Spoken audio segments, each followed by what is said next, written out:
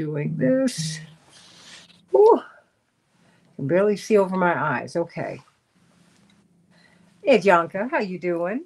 I am well, Santita Jackson. How are you today? It's so good to see you again. I'm glad to see you. I can't wait to see you in person. In person. I'm waiting for that.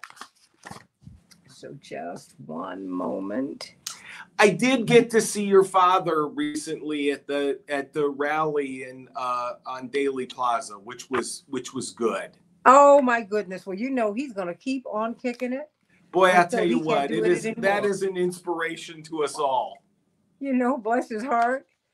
I mean, he just, and I have so much admiration for him with that, because obviously you can see that he is very advanced in the disease, and he has to put forth much more of an effort, but that's what he does. Yeah, and I think that's what's really, it's really inspirational. It's wonderful, and it shows that persistence is something we can all learn.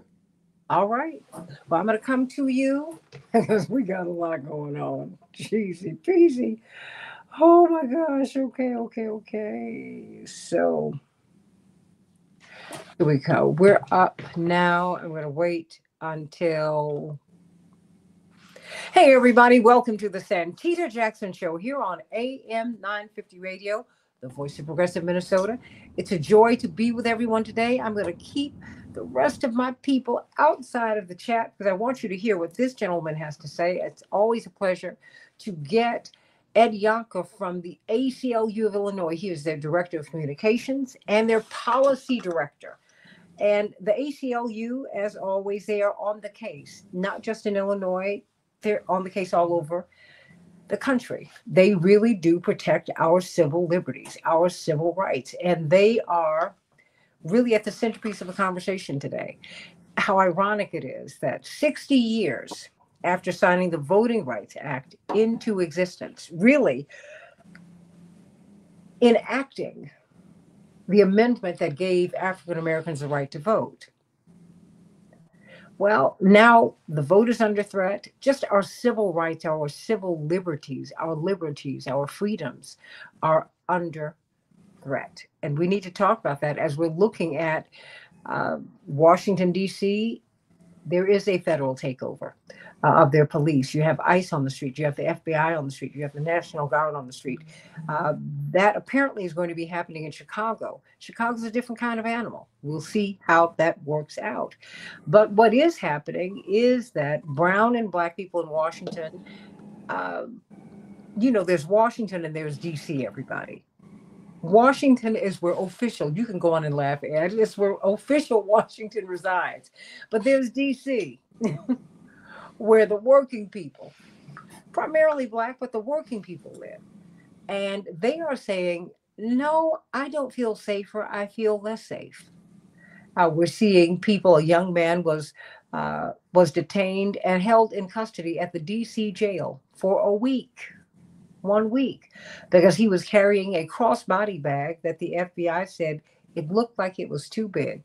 The judge said, you know what? I think you took him in because he is black and looks suspicious to you. Even Jeanine Pirro, my former colleague from Fox News, who is now the attorney for the district, she said, no, I've got to release him. But he's still in jail. But there's a lot going on here. A lot going on. Now we're seeing that the troops who were deployed in Los Angeles, there was a federal ruling today. Ed Yonka, what did they say? Essentially what the judge said is that while not questioning the president's order to federalize the troops and send them into LA, he didn't question the action itself, but the judge says that he violated the law in terms of the orders that the troops were given once they were there. In other words, the troops were given materials telling them not to engage in routine law enforcement activities. And then once they were there, they were told to discard those, and they were ordered to actually engage in routine law enforcement activities in the city of Los Angeles. And that's a violation of the law. One of the other things that was that I thought was really interesting in this case, and as we think ahead to what may happen here in our city in the next few days, is that a couple of the National Guard leaders, a couple of the officers in the National Guard questioned that activity that you may remember, where they had all the National Guard assemble in the park where children were playing and families were gathered as a show of force. And the officer said, we don't think we really need to do this. There's no legitimate purpose served by us doing this. And the ICE agent who was in charge of the district actually said to the officers, well, you must not love America. Imagine that the way you demonstrate loving America is to frighten children and families in a public park. And so, taken together, what the judge said is that the way in which the officers acted and they're being present there, engaged in the activities that they were, was a violation of federal law. And Yanka, as we are looking at the possibility, the probability of federal troops being deployed in Chicago, which is unlike Washington. Washington is essentially stateless. It's a district. Correct. And Yep. they are under the thumb of the federal government. Yeah. Which is really, it's outrageous that you have American citizens who have no representation, but they work for the government. And when you go up on the Hill, everybody, it almost feels like it's 60 years ago. Right? To put it very, very gingerly. And because you have really people of color, Black people primarily, who are taking care of the buildings. They're keeping everything, they cook, they clean, they're the security. And that's what Washington is, mostly those people. And yet they have no representation. But in Chicago, it's different. We actually do have a governor, we have a mayor, we have county officials, we have all of that. And we also, Ed Yanka, politics here is like another one of our teams. We've got the Bears, we've got the White Sox, we've got the Bulls, we've got politics. That's one of the upsides of the machine. You were literally organized down to the door, your door. So, I mean, what are as you see it, as we're looking at these federal deployments that are not going to stop in Chicago, they're going all across the country. The Pentagon kind of said the quiet part out loud. They said, this is how we're going to deal with civil unrest to demonstrate which they project are coming. Yeah. What is the threat? I mean, because Mayor Bowser has said, okay, this is helping a little bit. That was not what she said initially, but now she's saying something different. As you see it, as a civil libertarian, how do you make the argument that this can be dangerous? We're wading into dangerous territory in the American experience. So let me start with a very simple fact. Donald Trump's policies are incredibly unpopular. People, don't like the way in which he's dealing with immigration.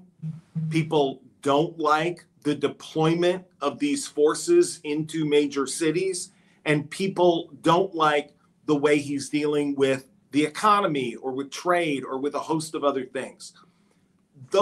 When you are so unpopular, that will spawn criticism. And one of the ways in which an autocrat, in which an authoritarian pushes back against criticism is to show themselves to be strong through the use of military force. And so these deployments have nothing to do with crime or public safety. They have nothing to do with making the streets of Chicago safer. They have nothing to do with making the communities that you and I live in be more safe for us, for our neighbors, for their families, and for others. They are about his authoritarian impulses, full stop. And so the threat is that when you are responding as an autocrat through that use of force, you will dampen the expectation and the ability of people to speak out in opposition to government policies. I suspect, I'll just say this, maybe I should just speak for myself, but I think I can speak for you, Santita.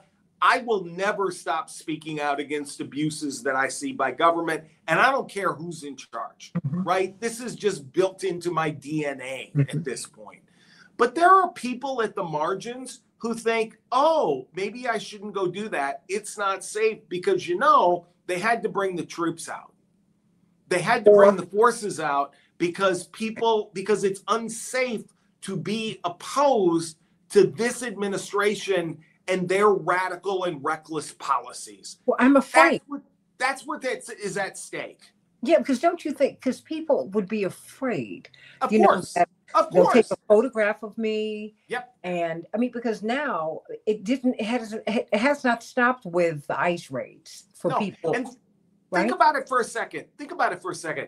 We also are living in a time where many of us are, working at a job where we're reliant on an income. We're reliant on that for our families to make sure our children are safe, that they have a roof over our head. Well, if the government can get at us and make us look like we're criminal, I might lose my job. I might lose my home. I might lose my car. I might lose my kids. And so all of this comes together to send a signal that you shouldn't protest, because to protest is to put yourself at risk. And there's some people who just won't do that. And again, I don't criticize those folks.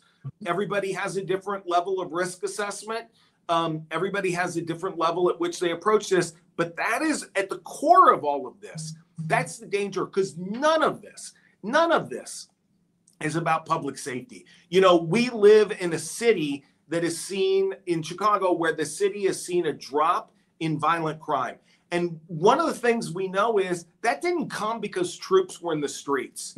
It didn't come because, of a single thing that was done. It was because, government and local groups did a lot of funding and pulled a lot of levers at a lot of different levels, from violence interrupters to, the kinds of social investment in people, mental health services, and et cetera. And, here we are now with a president who has cut all of that other funding, who says the only thing we can do to be safe is to send in the troops. And that's the harm as I see it. Before you go, what do you want us to know? What should we be looking out for? Because now we have another layer. We have social media. People are we're now seeing what we're seeing happen overseas, social media scores. Because before you get hired, or I guess if you continue on your job, people comb your social media to get an understanding of who you are. So we're more vulnerable, I think, at Yonka, than we have ever been. Here's what I want people to know, and I think here's the most important thing. Let's say when this happens, because it appears based on what the president said a little while ago, it is going to happen at some point. When it happens, remember, Donald Trump can't suspend the Constitution. And so you and I and everybody else in the city of Chicago or elsewhere, they all have constitutional rights. If you're approached by these folks, can all say, you can remain silent. If you wish to exercise that right, you simply just have to say that. You have the right to refuse to consent to a search, of yourself, of your car, or of your home.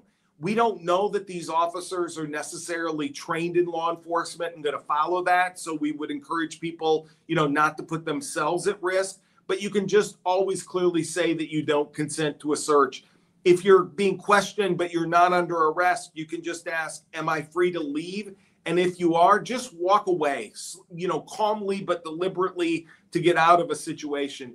If you're taken into custody, you can ask for a lawyer, and you should ask for one immediately.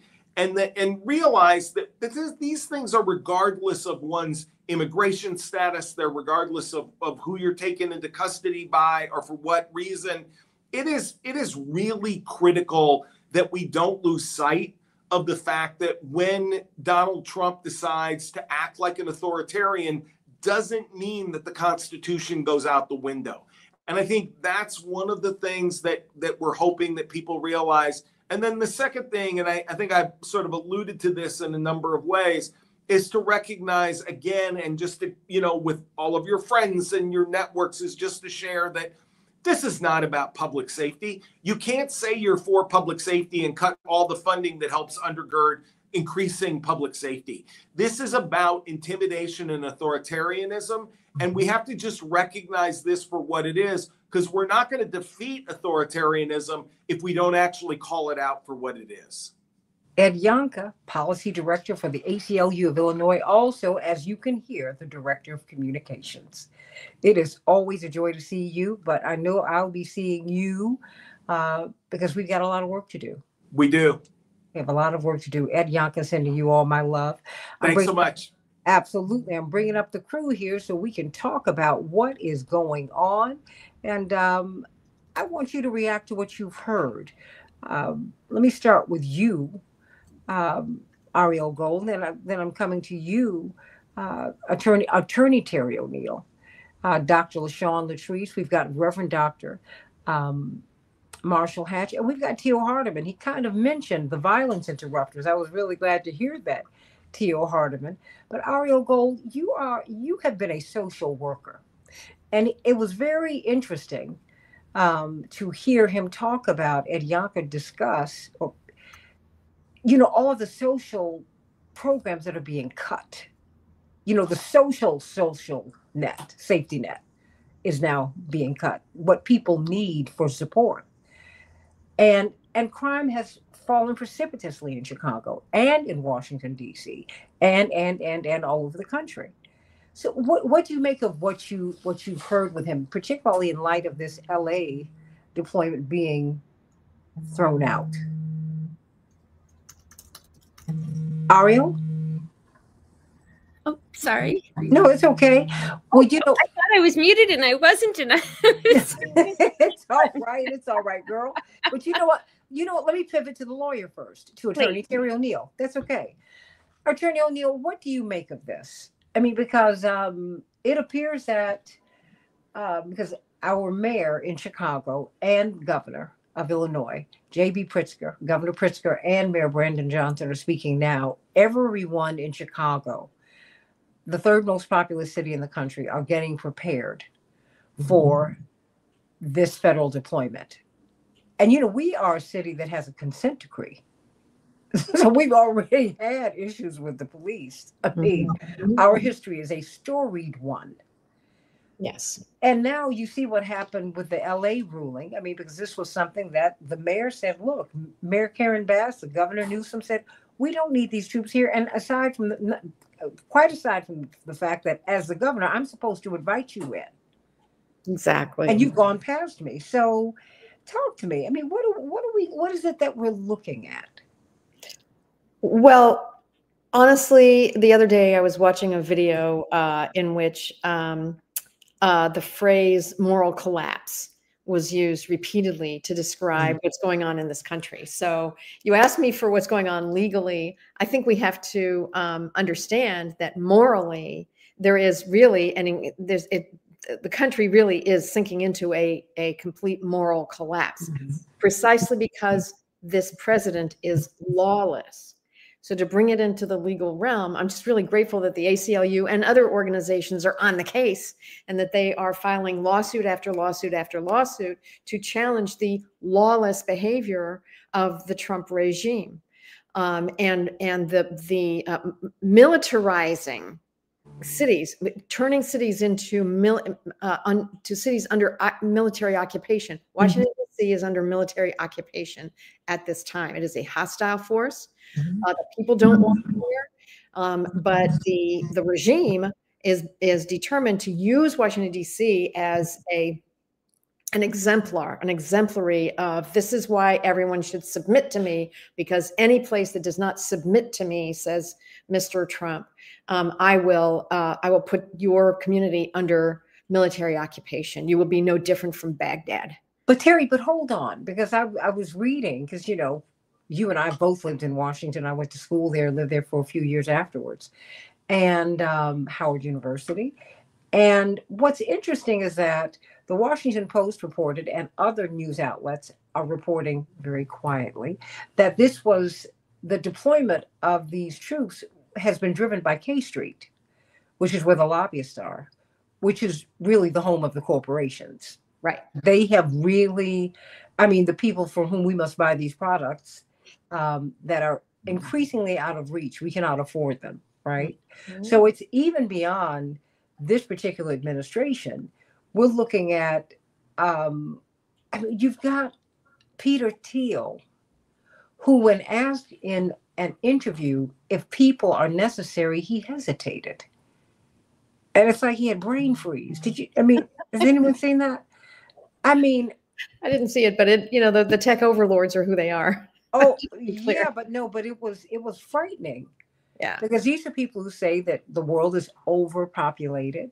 Mm-hmm. These are people who, if you get a job or if you want to keep a job, these people are combing your social media. It's like you have to have a social credit score. Now, we thought that was happening I guess it's authoritarianism now, right? Isn't it?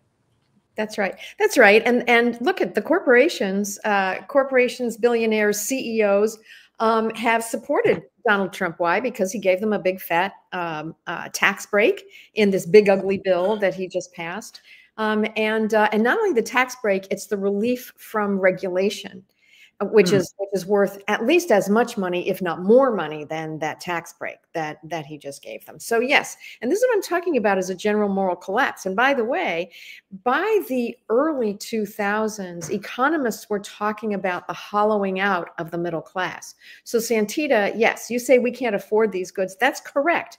The middle class essentially began disappearing around the early 2000s and is just about gone today. A middle class family is a family that is able to save for retirement, save to put their kids through college, save up for a down payment on a house, and pay their current bills. Afford the house to begin with. Middle class families have all of those economic markers of what it means to be a middle class family. There are so many families today that can't do that. There are 20 kids in their 20s and 30s who have to stay home with their parents because they cannot afford to get a home of their own. Why? Because they're working 2 jobs and they still can't afford it. So you have the middle class has collapsed, and we've got this galloping inequality, wealth and income inequality, and all of this is creating a true moral collapse in the country. And people look around and say, oh no, this is all very uncertain, and we don't know what's going on. There are a lot of people who want to respond to that with military force. There's like this fear and panic that goes along with things. And especially, of course, people in power, people with incredible privilege, they're the ones who will turn to force first and foremost, to control, right? To impose some control on people who are frustrated and angry and upset that they have followed all the rules and they still can't get into the middle class, or they can't stay in the middle class. So Trump is behaving the way autocrats do. The corporations are behaving the way corporations in autocracies do. And those of us who are paying attention, we have to understand no one is coming to save us.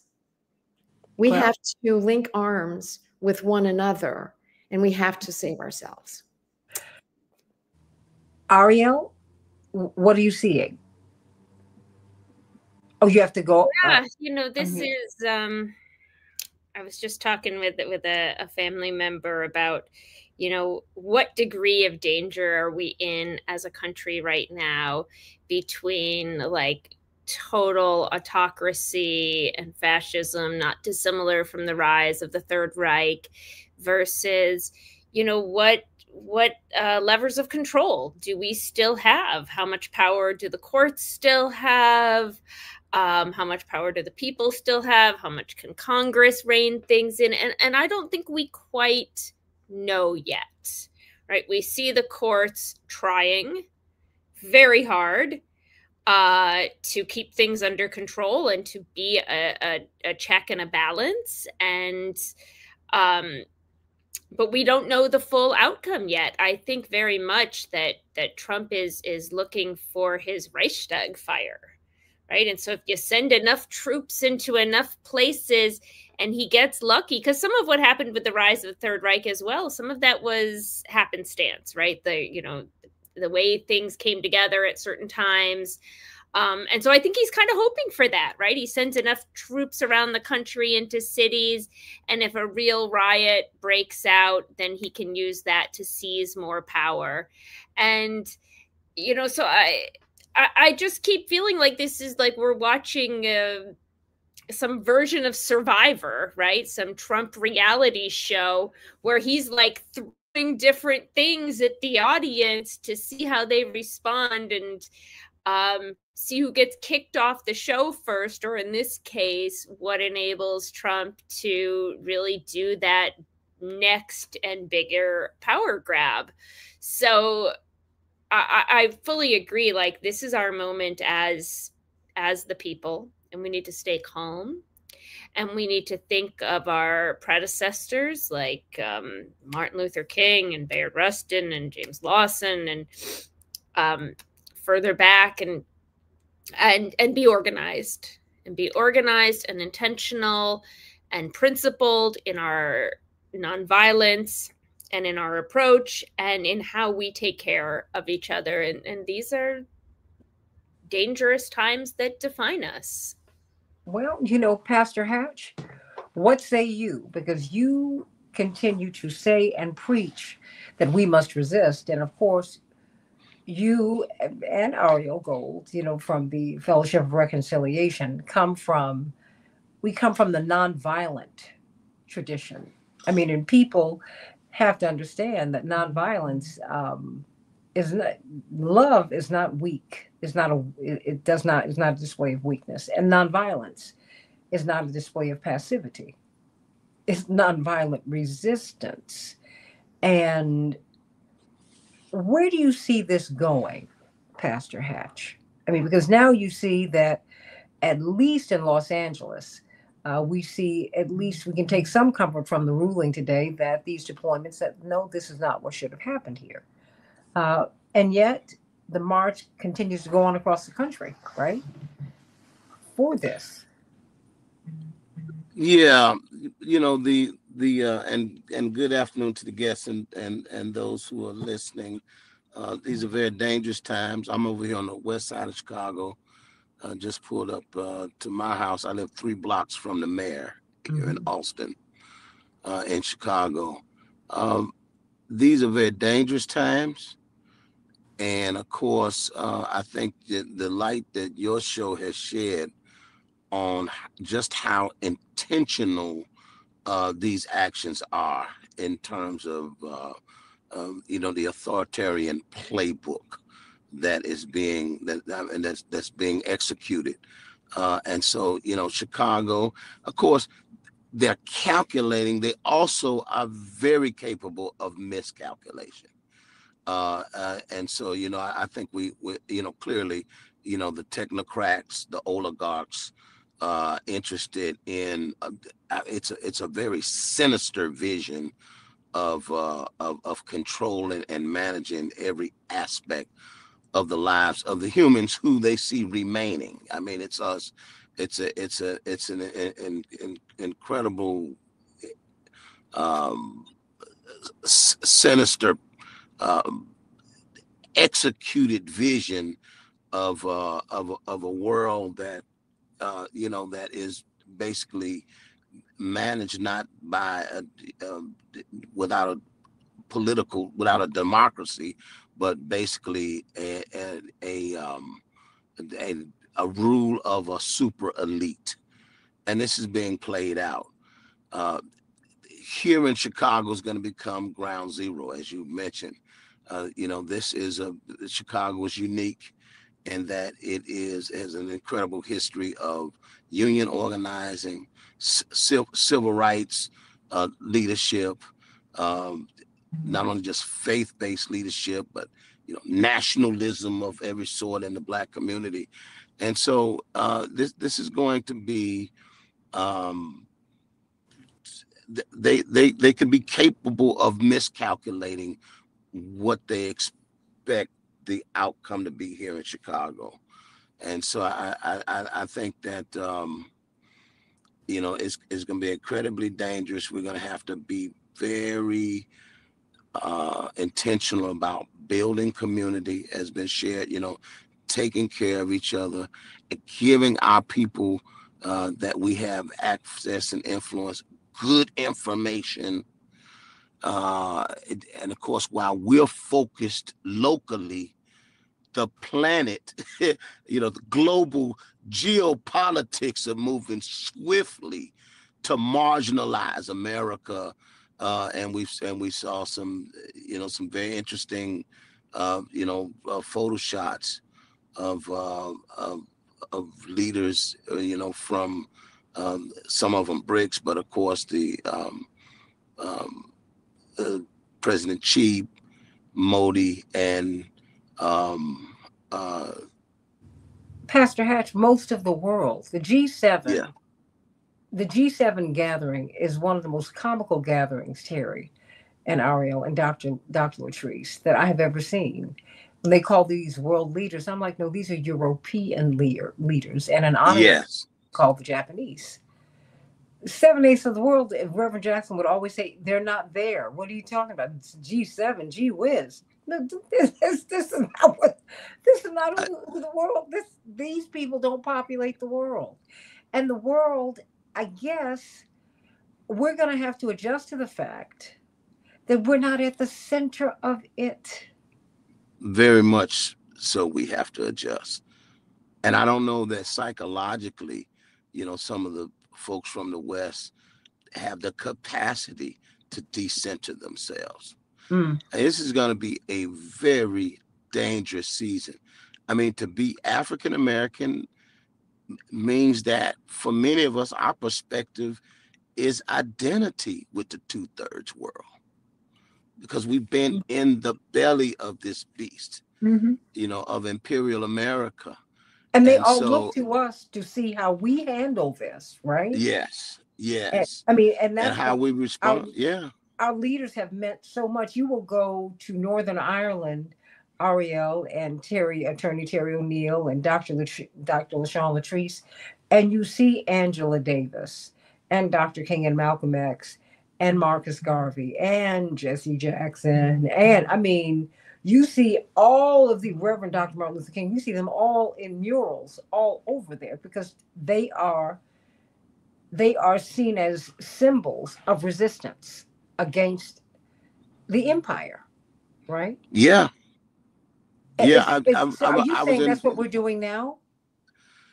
Yeah, I think that we have to see that what we do, our organizing is going to be incredibly important for the survival of the planet.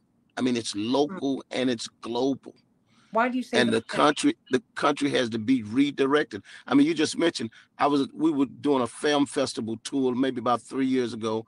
I'm in Dublin at the Friends, we call them Quakers, house in Dublin, and I look up and the plaque says Frederick Douglass spoke here in 1845. And so, really, the salvation of America is pulling away from this absolutely oblivious march to irrelevance when it comes to the future. And we need a re-evolution, a total change of course. And I just think that, that having that kind of vision, even on the ground in a place like Chicago, is going to be incredibly important as we give people some good information of the profundity of our resistance and our capacity to build community and our capacity to think globally as well as locally. Dr. LaShawn Latrice has a very interesting approach to psychology. And of course, that is her doctorate. It's as a community psychologist, looking at all of us, taking the 30,000-foot view as well as the ground view. What are you hearing from people? I mean, in Washington, the reports are clear. Black and brown people feel more vulnerable than ever before. How are people taking this seriously, or are they dismissing the possibility of having troops on our streets? Good afternoon, everyone. I am hearing a multitude of things. There are collaborative networks formed, groups of people throughout the state of Illinois that have come together. We've partnered together so that we could connect with people in Washington, D.C. to see what the perspective is from their lens and what we should expect and those things we should anticipate. And so I've been on a number of calls. People are heightened. This is kind of viewed as a dehumanizing tactic, and it is it's going to be targeted more at the Black and brown community. So we have been a part of a few calls with people in Washington, D.C. who have boots on the ground, and they are actually going through this real time. And so to hear some of the stories and some of the things that they would like for us to anticipate are it's majorly alarming. And for the most part, what's alarming? What are you hearing? Some of the tactics that they are using, they're giving, they have this bullet point floating around, and now what they want people to do is to have if you're driving a vehicle, they want you to have all of your valid information for, insurance, registration. They were saying that people are being accosted at any cost. So whatever the thing is that they could use, they would like to use, they're going to use it. And they are arresting people for no reason. People are getting pulled over for no reason. And also, if you're walking down the street, you could be minding your own business, so to speak, but they're pulling you and saying that you're violating certain laws that are not real. And so what my question was, as I listened, I heard a number of things being said, and I was wondering, when they deploy National Guards, they're not trained as law enforcement. So what is it that they're being told to do? And see, that's where the discrepancy comes in at. You have a militarization presence, but you don't have people who are trained to deal with everyday people. And in the capacity that law enforcement functions, they've kind of been snatched out of the role as National Guardsmen and put into law enforcement with no training.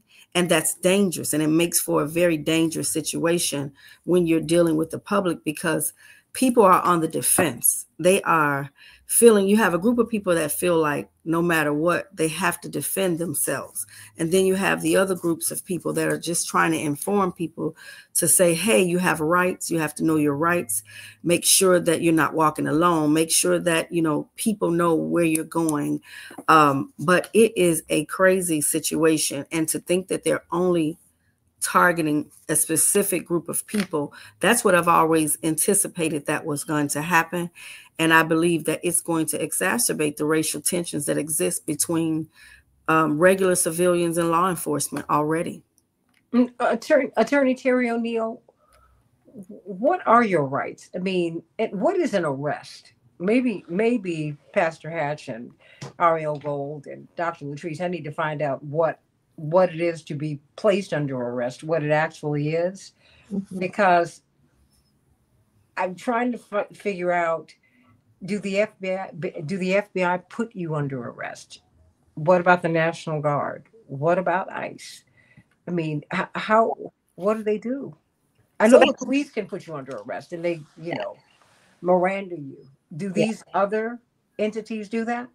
An FBI officer can certainly put someone under arrest on suspicion of violating a federal law.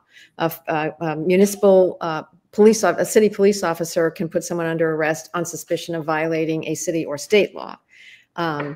So yes, officials can put someone under arrest. It's really important for your listeners and your viewers to understand, Santita, two very, very basic things.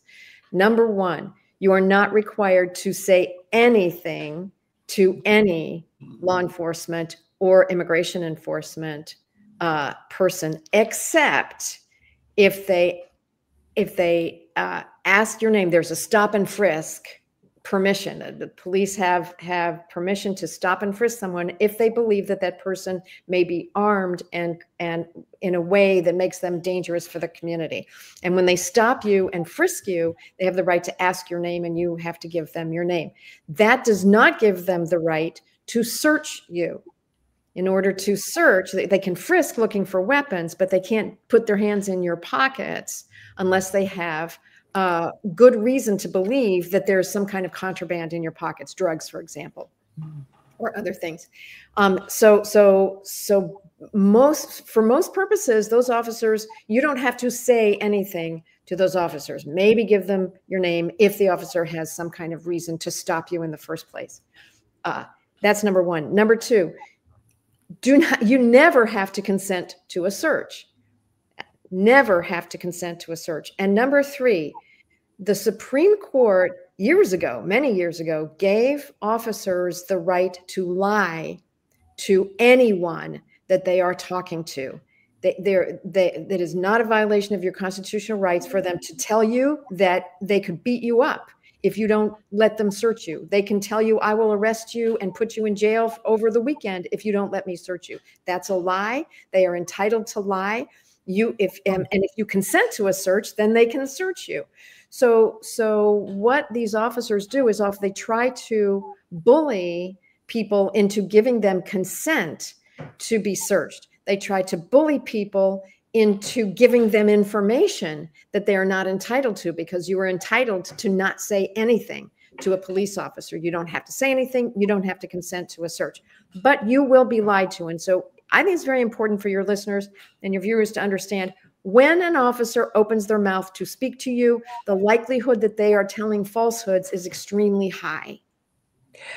Pastor Hatch, are you employing any kind of training in your church? You're in a community that is quite vulnerable. Let's just be honest, right? How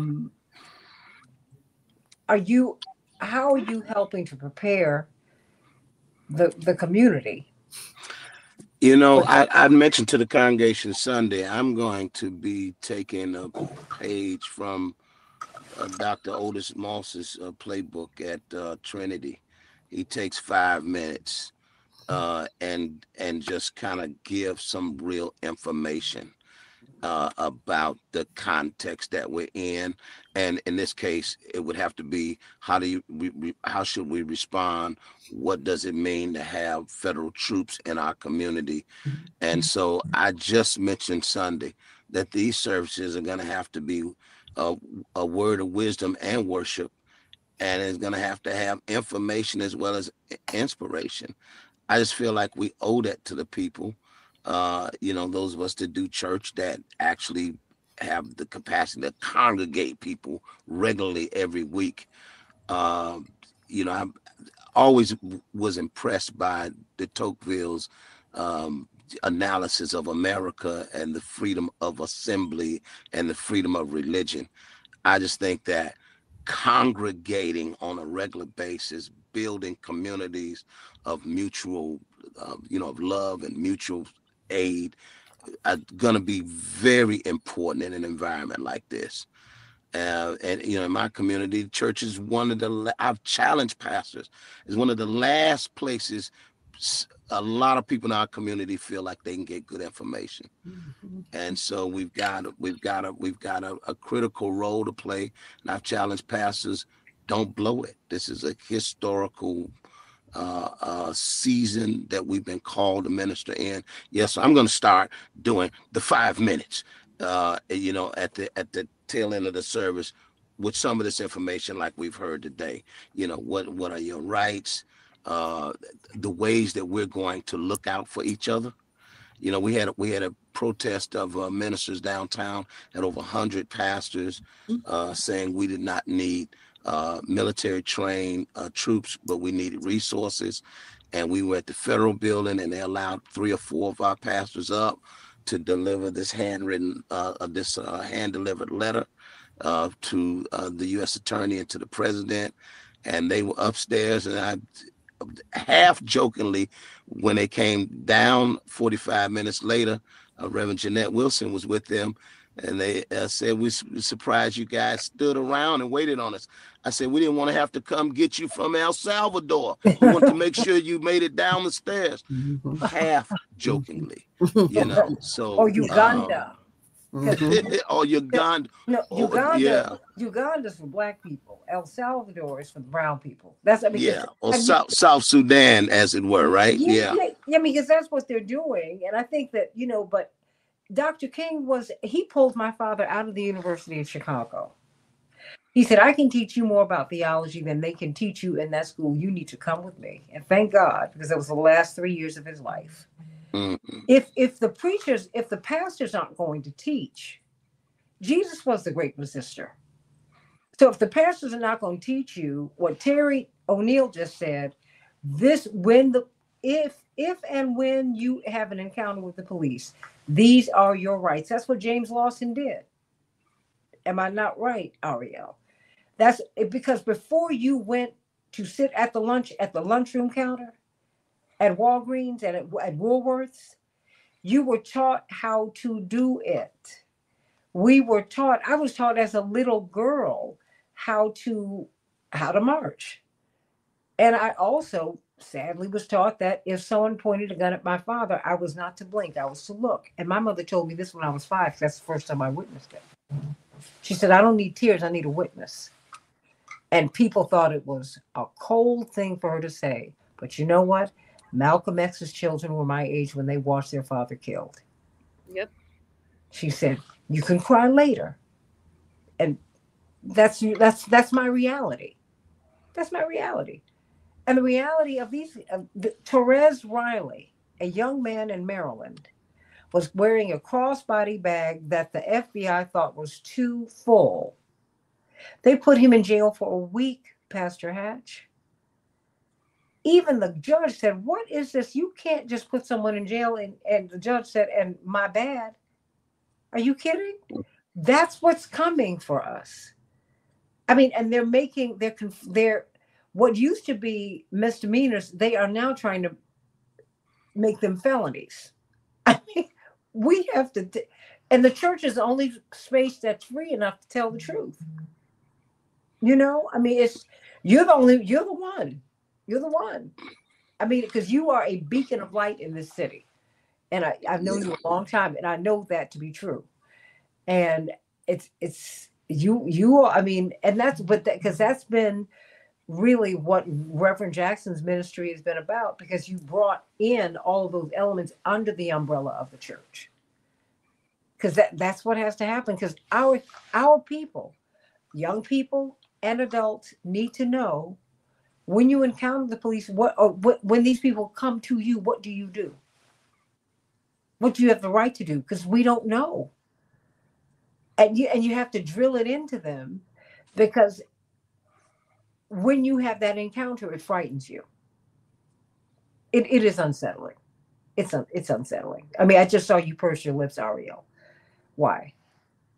Because you've been arrested any number of times. I mean, with Code Pink. I mean, that is part of your activism coming through the church yourself. Absolutely. Absolutely. And and, you know, I'm very white.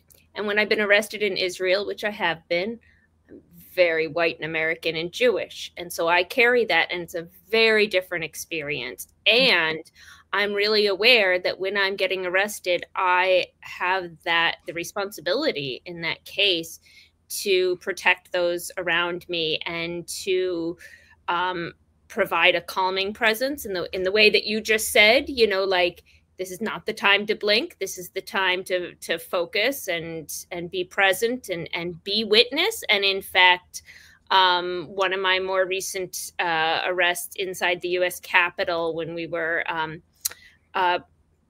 trying to pray against that god-awful bill that destroyed Medicaid and SNAP benefits, you know, one of the folks that I was with, who is a woman of color, was aggressively handled, and she brought a case, and I'll be testifying in that case. And so, and this is part of the role that yeah, that is a time to really be present for that, to know in that case my privilege, right? As a white, very small woman, I'm not the one that's roughed up. Or when I was arrested in Israel, I was not the one that had a steel toe boot pounding against my head while laying on the ground. And so it's my responsibility in that case to stay really calm and try to advocate for that person and witness, you know, what's happening, because these are tough times, right? And we have had others that have gone before us and that have shown us the way. And I know as well, when I drive around, I won't be the one pulled over. Or if I am pulled over, they'll probably be pretty nice to me. Maybe. You know, I mean, the likelihood is greater that they will be, but they're starting with the canaries in the mine. They're starting with Black and brown people. And Black people get the worst treatment. And that's just how it is. The blacker the berry, the sweeter the juice. I mean, and there's more juice in that squeeze. That's what they do. That having been said, what happens to us eventually happens to everybody else. So it's like, watch out. Because this canary is coming up out of this mine and it is knocked out. There's a lot of gas down there. I don't think you should go. You know, I want to get some closing thoughts from everybody. We're going to continue to talk about this, but in the next segment, we're going to talk about the threats to our vote, Ariel Gold, and Attorney Terry O'Neill, and Dr. LaShawn Latrice, and Pastor Hatch, because now with them pulling back, they already started shutting down, as you know, the drop boxes. That, you know, Houston had a very progressive system, Pastor Hatch, and in Oregon. Is it in Colorado? That's the only way that you can vote, mail in. And at least 30 countries around the world, if not more, there are more. That is how you vote. That's being withdrawn from people. So it is getting harder for people to march in the streets. It's getting harder for them to vote. I hope people feel and see the walls closing in on us. And we should, as Pastor Hatch says, every text you send, every reply is, we must resist. We must resist. I'm going to let you close this out, Pastor Hatch, but let me go to you, Attorney Terry O'Neill. What do you want us to know? I think a couple of things, and building on what Ariel said, Ariel is exactly right. I was at a protest with about 100 people, between 80 and 100 people in Nashville yesterday at the ICE headquarters, protesting the fact that yesterday was the first day that our governor in Tennessee is now allowing the National Guard to begin patrolling in Nashville. So we were out there protesting there, and those of us who are white were there because our neighbors who are brown really could not be there. Tennessee is not safe, has not been safe for brown people for quite a long time, especially those who are making their voices heard. So, you know, we really organized to bring ourselves forward and be there. So the first thing I want your listeners to know is that there are white people who are out here fighting and understanding what our role is. And we take direction from the immigrant community, the leaders of the immigrant community who ask us what to do, and we do that. And that's, I think, really important. Secondly, I think that all of your listeners do need to really hear again what you just said, Santita. This is eventually coming for all of us. The African Americans and immigrants are the canaries in the coal mine. And what was said under the Hitler regime, first they came for the trade unionists, and I did not protest because I was not a trade unionist. Then they came for the socialists, and I was not a socialist. Then they came for the Jews, and I was not a Jew. Then they came for me, and there was no one left to speak up for me. This is happening in our country right now, as you said, Santita, and all of us who have a conscience, all of us who believe that morality matters, no matter what form of religion that we follow.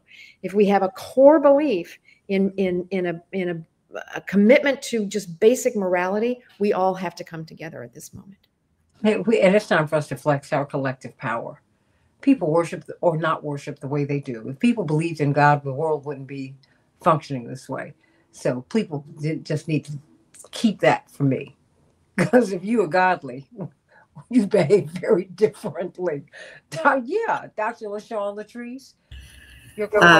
My closing thoughts are just for I want to implore leaders, specifically pastors, those who are leading organizations, to come together with those in the community, the key stakeholders, but also just the regular community members who might not feel they have that type of protection or corroboration, and come together and educate one another, pass information, share with people, update people, let them know what is actually happening, because people will not believe things often until it's actually right before them. And then it's too late to gather the information. So I just want people to really just band together and show that there is unity in every community. Ariel Gold? You know, I was real affected, Santita, by that story you told about when a gun gets pulled and your mother said, "You don't blink." And, you know, that's going to sit with me for a while. So I want to tell folks, yeah, these are really serious times and we don't blink. This isn't a game. It isn't, you know, this is up to us to stay calm, to respond strategically, to show up for immigrants and people in the first line of attack, and we don't blink. We don't blink. We stay steady. These are dark and serious times, and we need to be ready for the challenge. Pastor Hatch? And just building on that, thank you, Ariel. We were born for this moment, is you know, for such a time as this, and this is our time to create up our purpose, fulfill our purpose for which we were born, to resist in such a time as this. And I think that resisting can be very specifically defined in this case, and that is the eye on the midterms.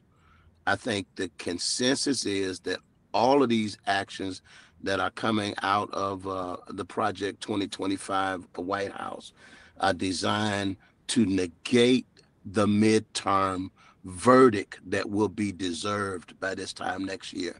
And so we can't take our eyes off the prize. And so our resistance is in organizing and in registration, and then in a year's time, literally turning out the vote and letting the people speak. Fred Hampton's birthday was this week. They dedicated this street on West Monroe to Fred Hampton. And I used to always preach a sermon around Pentecost, and I called it Power to the People. We have the power, and that is what our resistance means. And let's throw the bums out in 14 months and make our voices heard around the world. And remember, elections are the end of the beginning, not the beginning of the end. Once you put people in office, that is when your job gets very, very real. You have to continue to press your elected officials because other people and other entities are pressing them. And now is the time for us to really figure out where we go from here, chaos or community. Reverend Dr. Martin Luther King said it. Remember, empires, they collapse after 250 years, and we are coming up on that next year. So it just seems prophetic, Pastor Hatch, Ariel Gold, and Attorney Terry O'Neill, and Dr. LaShawn Latrice, that we are having to figure out where we go from here, whether we're going to have chaos or whether we're going to be a community. The Jew, the Gentile, the black, the white, the brown, the yellow, the red, whatever it is, everybody, it does not matter. Because guess what? We came over here in different ships. We're in the same boat now. Believe it or not, we are a family. Hey, that's the reality of being an American, everybody. And we can make this country what it's supposed to be. But we're the ones who are going to have to do it. America's not going to be served up to us. We have to serve it and make it what it's supposed to be. I love you, everybody. Let's talk about saving the vote. come on over to the next hour of the Santita Jackson Show and get on over there to New Mount Pilgrim Missionary Baptist Church. You've got to see this cathedral, and you have to some great preaching and teaching from Pastor Reverend Dr. Marshall Hatch. Sending you so much love. Always. Peace. That's right. God bless you. AM 950 Radio, the voice of progressive Minnesota.